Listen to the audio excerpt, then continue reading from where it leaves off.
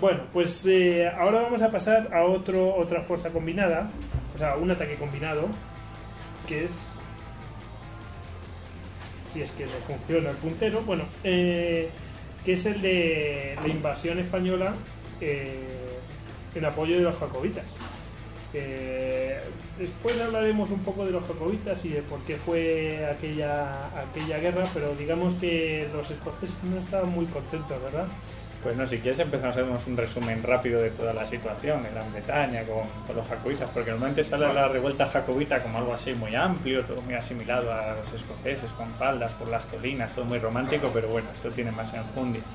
Todo viene de aquella mítica reina inglesa, Isabel I, la reina virgen, que cuando muere, pues eso, muere sin un heredero, y el heredero es Jacobo, el hijo de María de Escocia. Por tanto, en ese momento los dos grandes reinos de las Islas Británicas, Escocia y Gran Bretaña, quedan unidos. ¿Qué pasa? Que sus sucesores Carlos I y Carlos II pues empiezan a tener problemas con el Parlamento. Esta es la rama de los Estuardos, son además católicos. Esta es la época de Cromwell, de la Guerra Civil Inglesa. Y bueno, hay un momento en que hay una revuelta, se cambia la dinastía y entonces los Estuardos pues son derrocados del trono. Y aquí es donde empiezan pues todo lo que se llama la revuelta jacobita.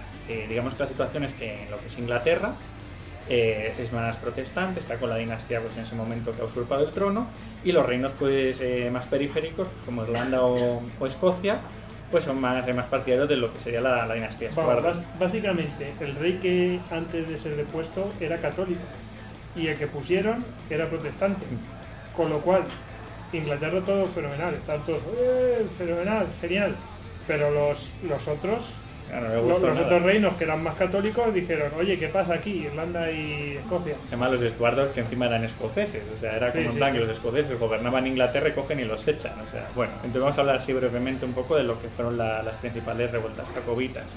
Una de ellas, por ejemplo, la guerra irlandesa en 1689, pues Jacobo, con ayuda de Francia, que empezamos a ver las potencias del continente, pues cuando tenía algún momento de paz, pues siempre iban a fastidiar a Inglaterra. Y vieron un nuevo sistema, en vez de invadirla directamente, diciendo, pues esto no les quiere nadie en su isla, o sea, pues vamos a darles bien. Entonces empiezan a apoyar a Jacobo, Jacobo desembarca en Irlanda, Irlanda se vuelca con Jacobo, hay un levantamiento, entonces los ingleses mandan tropas, y sobre todo con Guillermo Orange, que es el rey que usurpó el trono, pues atacan a los irlandeses de Jacobo y los derrotan en la batalla del Boyne. De aquí viene la famosa historia esta que hay en Irlanda de los orangistas, de las marchas orangistas, que siempre conmemoran la batalla del Boyne como una gran derrota de los católicos, y todo ese sectarismo que sobre todo en Gran Bretaña entre protestantes y católicos. Y bueno, esta sublevación acaba en 1690, pero no acaba aquí. Digamos que el hijo de Jacobo Francisco Eduardo, digamos que es el otro rey, digamos el rey en el exilio, pues apoyado por Francia vuelve a realizar un levantamiento en el año 1715, también apoyado por Francia, y esta vez se dirige a lo que sería su territorio básico, que es Escocia. Llegan a Escocia, toman la ciudad de Perth, pero en ese momento pues no hay, digamos, el ambiente propicio pues para hacer un mayor levantamiento. Entonces poco a poco las tropas británicas que se encontraban en Escocia, que ya de por sí están bastante asediadas por los escoceses porque no les gustaban un pelo, pues se empiezan a organizar, y al final lo que decide Jacobo es decir, pues mira, me voy. Y la cosa pues se cerró ahí. Y ahora es la que hablaba Jacobo, otro de los movimientos en pinza, que fue la... Si quieres, te hago la introducción de lo que pasaba en España, porque España pierde en el Mediterráneo, los ingleses, sin declarar la guerra, le atacan directamente a la flota española y la aniquilan.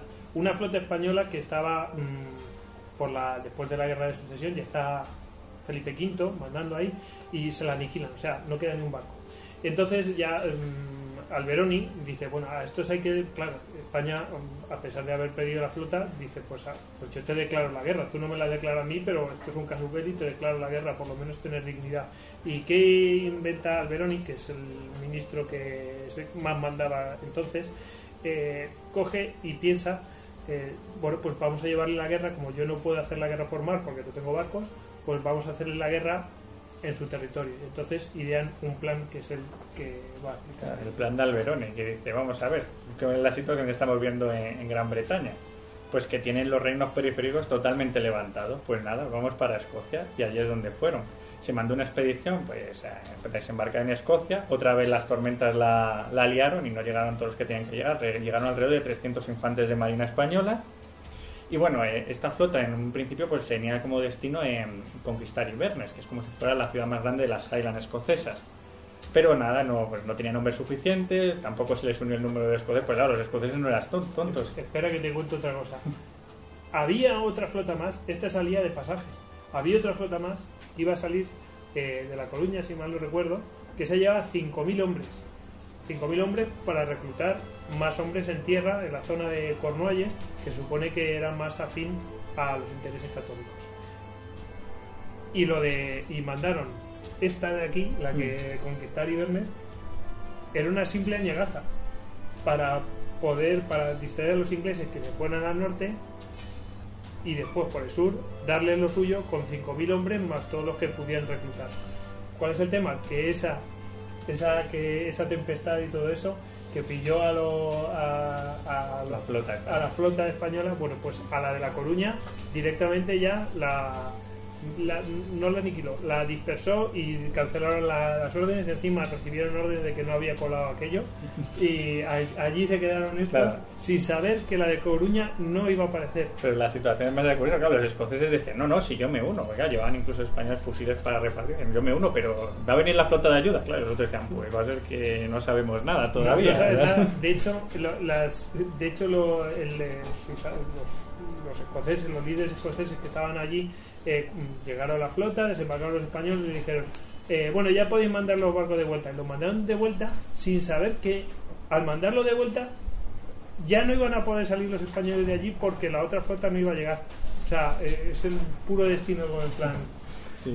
Está vendido. Pero bueno, total, que aquellos 300 infantes de marina dicen, bueno, algo tendremos que hacer aquí. Como los 300 espartanos, Totalmente. Entonces dicen, pues vamos, y deciden pues capturar un castillo pues para tener una base de entrada, el castillo de Liandona. Este castillo, bueno, si le queréis poner imágenes, es el castillo que sale en la película de Los Inmortales. O sea, es ese castillo mítico que sale con un puentecito en medio de una isla. Entonces, claro, los españoles llegan allí, lo conquistan. Y claro, ya los británicos empiezan a ver que hay movimientos hostiles en Escocia y mandan pues una serie de barcos a investigar. Se encuentran con la hostilidad en este castillo y claro, lo asaltan. Es un castillo medieval, no tiene ninguna defensa contra la artillería moderna de ese entonces pues eso lo arrasan. Digamos que capturan a los españoles que hay, de hecho matan a algunos. Hay una leyenda muy famosa en ese castillo, si vais alguno a Escocia, sí que tiene un fantasma, y el fantasma es un soldado español, pues que pasaba por allí y se quedó ya de fantasma. Total, que después de la asedio de Liandona, el resto de españoles pues decide plantar batalla y en este momento se les une un clan escocés, concretamente el de los MacGregor, comandado por Robert Roy MacGregor, conocido como Rob Roy, que fue luego mitificado por Sir Walter Scott, así como el prototipo de gran noble escocés, guardián de sus costumbres. Entonces los escoceses de Rob Roy junto a los españoles pues se atrincheran en Glencoe. ¿Hay una película de eso? Siempre, la película de Rob Roy. Es que me estaba sonando el Nian. Hombre, claro, Rob Roy es una clásica de la literatura. Ahí peleando con el malo de la espada. Sí, perdón, no he dicho Glencoe, era Glenside. En Glenside pues se atrincheran los españoles y los escoceses de Rob Roy. Que podéis ver ahí las distintas ilustraciones de la época, una más actual y luego el lugar exacto de la batalla, que además se ve perfectamente. Sí, el paso de los españoles se llama. Y nada, y aguantaron el tipo, los españoles y los escoceses, hasta que Rob Roy fue herido. Y claro, digamos que los clanes escoceses funcionan así, van con un líder de batalla que es el que les lleva, y claro, el líder cae, pues los otros se desentienden de la batalla, se van con su líder. Total, que los españoles se quedan allí solos, aguantan lo que sea, y bueno, al final los británicos ganan. Y esto es como todo, los ingleses, los españoles, al ser combatientes, al hacer una declaración de guerra, son capturados y son tratados pues eso, como prisioneros de guerra con todos los honores, y son llevados a Edimburgo y los encarcelan. Mientras que los escoceses, por ser traidores, pues simplemente son masacrados. Y nada, ya hablamos, si queréis, de lo que fue ya el último levantamiento jacobita, que fue el definitivo, el más conocido, el más famoso, que fue el levantamiento de 1745, el conocido como el levantamiento de Bonnie Prince Charles, el del... Muy brevemente, porque no sé si tuvieron ayuda ahí. Sí, además ayuda francesa y muy potente, porque que fue, digamos, además casi conquista en Inglaterra, fue el más exitoso de todos. Digamos que llegó Bonnie Prince Charles. Tenían también la táctica era un levantamiento en Escocia, mientras que los franceses desembarcaban en el sur de Inglaterra, en la zona del sur de Londres, y hacían una pinza al ejército inglés. Pero al final los franceses pues la cosa no les sale, y entonces se quedan los escoceses solo, y puede ser que el levantamiento tiene más éxito del previsto. Los escoceses se levantan, las tierras altas, todos los clanes van detrás de este nuevo rey Estuardo, y logran capturar Edimburgo, derrotan al ejército británico en Escocia, Y no contento con esto, empiezan a bajar por Inglaterra. Empiezan a caer ciudades y llegan hasta Derby. Derby debe estar en torno a los 120, 130 kilómetros de Londres. Y es aquí ya cuando los ingleses ven las rejas al lobo y el duque de Cumberland pues levanta un gran ejército. Ya aquí los escoceses, siempre está aquí la polémica de qué hubiera pasado si les plantan batalla, pero no, los escoceses se retiran a su territorio. Y es aquí donde ocurre la mítica batalla de Culloden, donde ya fue como la carga final de los grandes clanes escoceses, donde se lanzaron todos a través de la llanura en una carga mítica con sus escudos y sus espadas contra el ejército británico. El ejército británico se los fundió. Además, aquí es la primera batalla donde se utilizó la bayoneta. O sea, se hizo una, digamos que normalmente en esa época primero se utilizaba el rifle, se tiraba de la espada, pero en esa época ya se había introducido sobre todo la bayoneta y atacaron. Vamos a decir que sacarte un sable frente a una Claymore o una cosa de esas. Claro.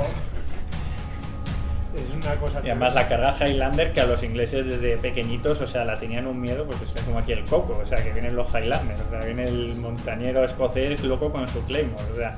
Total, que al final cuando digamos hicieron la primera carga a los ingleses, cargaron con sus bayonetas caladas y hicieron polvo toda la carga Highlander, y con esto se acabó Escocia tal y como era. O sea, a partir de ahí se prohibió todos los clanes, se prohibieron las vestimentas típicas y Escocia fue reprimida. Y ahora mismo tú vas a Escocia, hablas del duque de Cumberland y te matan.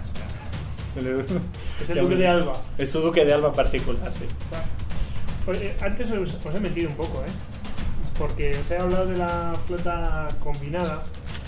Y os he dicho que el tema de controlar el canal de la Mancha, no sé qué, no cuánto, y me ha faltado una cosa por deciros, pero claro, en realidad era dominar el canal, pero aquí también tenía un aspecto que era el atacar por otro frente.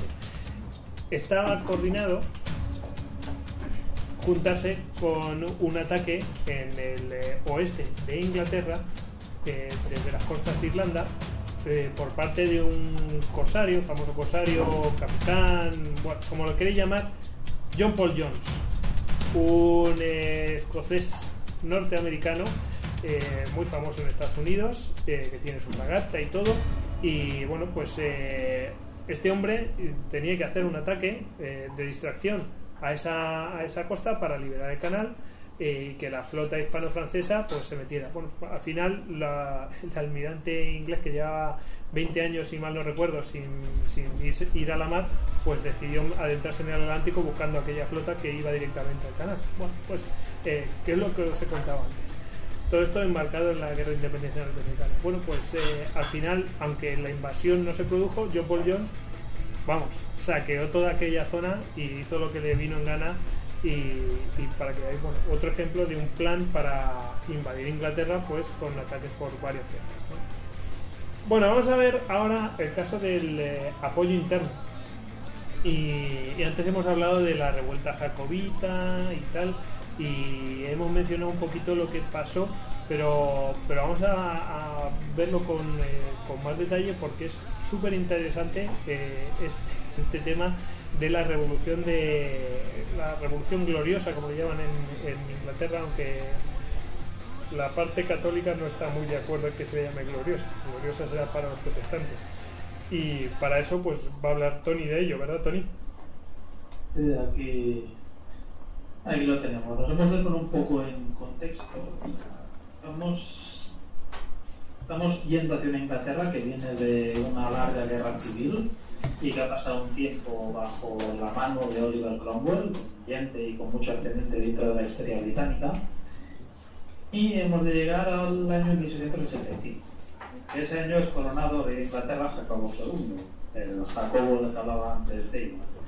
Estamos hablando de un rey católico que se ha convertido en 1669, que está reinando en tierras anglicanas, lo cual hace que el pueblo desconfíe bastante de él, y que además el hecho de que dé un trato preferencial a veces a los católicos le granjea cierta animadversión.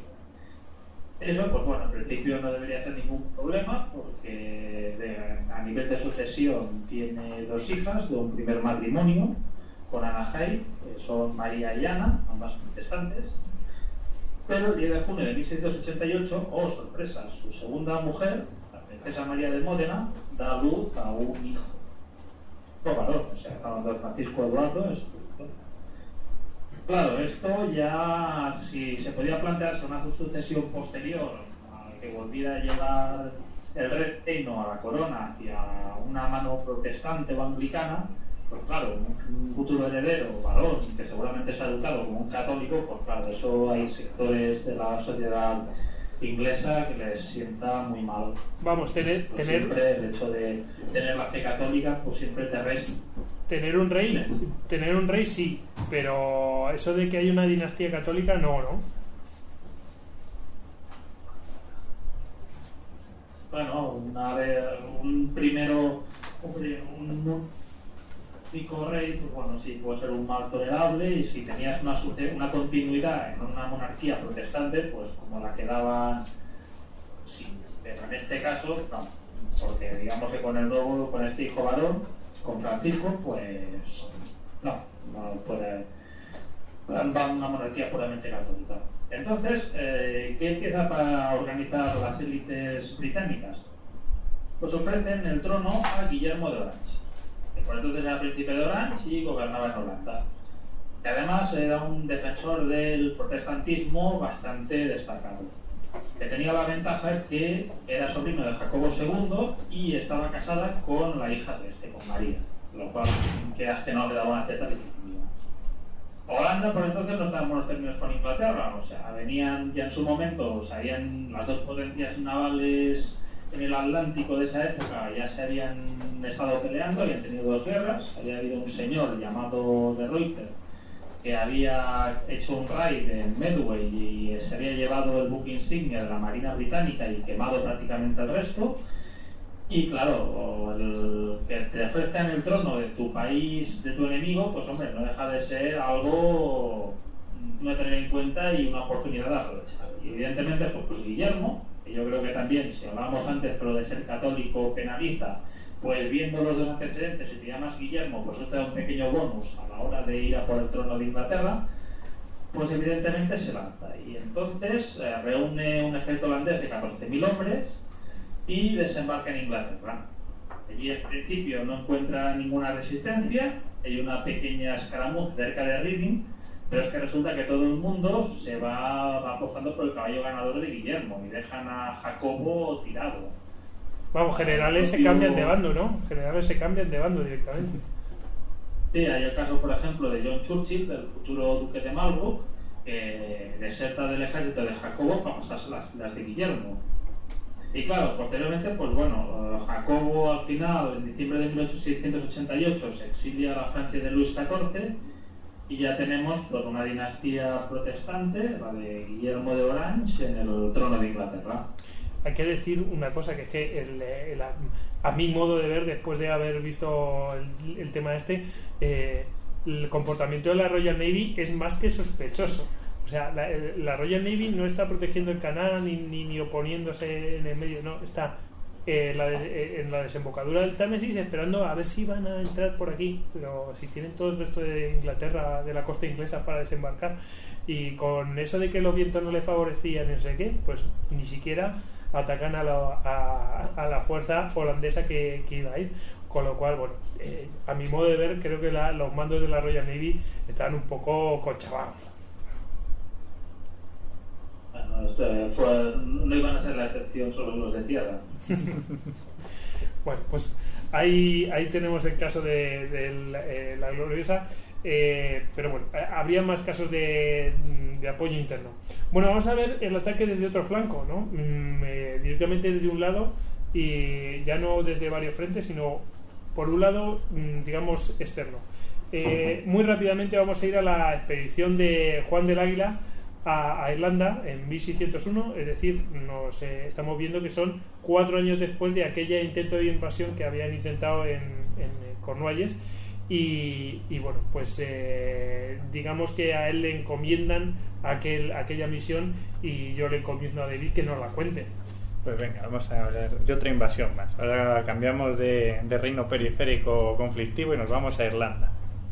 En Irlanda pues estamos en la misma situación, protestantes contra católicos, digamos que la nobleza inglesa pues tiene bastante subyugado lo que sea la población irlandesa, que además como seña de identidad, para diferenciarse de lo que sea la Gran Bretaña, asimilan el catolicismo. Por tanto, aquí lo que sea el conflicto religioso es todavía más sectario que lo que era con Escocia.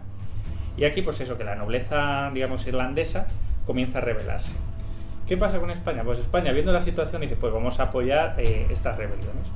Entonces Felipe III decide mandar aquí a nuestro amigo Juan de Águila. De nuevo, o sea, este hombre que había hecho todas estas hazañas en Inglaterra, pues dice, pues vamos a llevarle con su tercio pues a invadir y a dar apoyo a la rebelión irlandesa. Entonces se realiza una expedición. Esta expedición, como siempre, se ve afectada por las tormentas. En principio tenían que ir a Cork, ¿y dónde terminan? Terminan en Kinsale.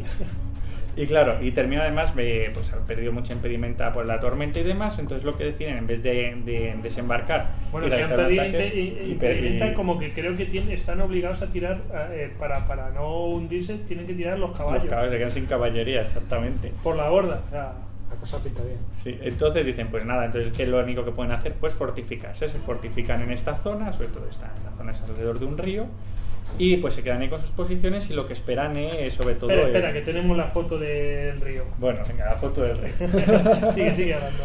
Y bueno, entonces una vez que han llegado comienzan a entablar contacto con los rebeldes, aunque digamos que el ejército británico, que ya se encuentra en Irlanda, pues debido a la sublevación que hay en curso, pues los sitia, los tiene allí embotellados, y entonces pues Juan de Águila lo que hace es esperar ayuda desde la península, pues en diversas expediciones, pues mientras que se conchaba pues con los líderes locales y demás. Y aquí pues que se realiza una expedición española y llegan a Castlehaven. Esta nueva expedición, a la que se unen un montón de caballos irlandeses, los caballos irlandeses incluso llegan a rendir vasallaje a Felipe III, y con Irlanda entonces confía totalmente en España para su liberación, pues organizan un socorro sobre la guarnición de Juan de Águila en Kinsale y se dirigen hacia ella. Bueno, en el camino son derrotados por los británicos y aquí se perdió toda oportunidad pues prácticamente de liberar y de crear un enemigo católico al lado justo de Gran Bretaña, que hubiera sido un puñal en el cuello. Bueno, al final Juan de Águila tuvo que capitular y bueno, los españoles al final pues digamos que se rindieron con todos sus honores, volvieron a sus barcos y con sus armas, y como hemos hablado, las reglas de la guerra, los irlandeses que se habían sublevado pues fueron pasados por la espada directamente. Sí. Además que los irlandeses, la fuerza esa irlandesa de socorro, es que se ahogó en la orilla, o sea, estaba muy próximo a Kinsale, y los asediados y los que venían en su socorro no se coordinaron. Si se hubieran coordinado, a lo mejor hubiera habido algún tipo de oportunidad. Es que hablamos de no tenían radio, entonces. Hablamos, por ejemplo, de que los españoles, o sea, los territorios españoles, digamos que los tenemos muy mitificados y tal, pero es que es normal, son tropas profesionales, son gente que se ha educado y tiene un entrenamiento para la guerra. Los irlandeses eran realmente milicias, o sea, gente pues que en invierno estaban tranquilamente pues con los campos y tal, y en verano pues hacían su campaña de guerra, se rebelaban y fuera. O sea, que realmente no eran lo que se llaman las milicias, que es lo que pasaba en gran parte de Europa en aquella época. Estaban organizadas, eran muy numerosas, pero dependía mucho de la moral y fácilmente se las podía derrotar por ejércitos profesionales. Decir que hay un capítulo de un podcast que se llama Antena Historia, dedicado exclusivamente a este episodio, ¿sabes? Bueno, ahora tenemos una expedición francesa en tiempos revolucionarios, ¿verdad, Tony? Bueno, nos traigo dos expediciones francesas. Estamos en 1796, por entonces manda el Directorio Revolucionario, y su gran plan para luchar contra los ingleses es enviar al general Lazare Hoche, junto con 15.000 soldados en 44 buques, hacia Irlanda. Entonces allí, junto al jefe de los Irlandeses Unidos, el rebelde Theobald Wolfe, deberían causar y apoyar una revuelta que echar a los ingleses de allí. En principio el plan va saliendo bien, pues los franceses logran eludir la Royal Navy y se plantan en la bahía de Bantry.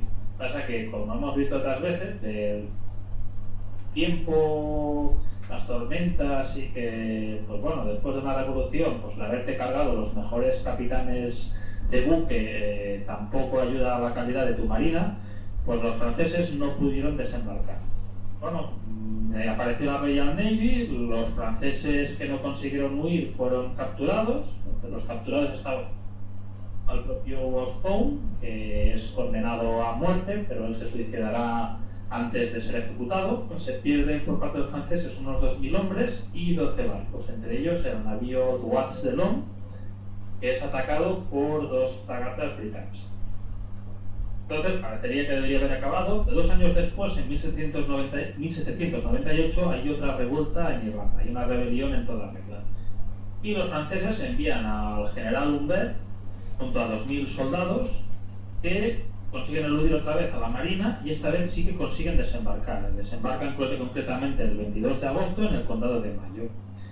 5 días después lograrán derrotar a una fuerza inglesa superior en número en Castelbat y con esto, bueno, logran el apoyo de 5.000 rebeldes irlandeses que se unen a estas fuerzas francesas y forman la brevemente llamada República de Connacht. Pasa que posteriormente, el 8 de septiembre del mismo 1798, estas fuerzas son derrotadas en Ballinamuk por un ejército inglés mandado por Lord Charles Cornwallis, que es el mismo Lord Cornwallis que en su momento rindió Yorktown al general George Washington en la guerra de independencia americana. De las fuerzas francesas son hechos prisioneros 96 oficiales y 748 soldados franceses, el resto han muerto, como podemos decir también la mayoría de los rebeldes irlandeses, que como en el caso anterior que antes David había comentado, pues fueron represados. Y así Irlanda sigue siendo británica durante las guerras napoleónicas y seguirá suministrando tropas al ejército británico y buena parte del contingente, pero entre estos también a un general inglés de origen irlandés como el duque de Wellington, pero eso ya sería hablar de otra historia. Oye, qué nombres más ilustres, ¿eh?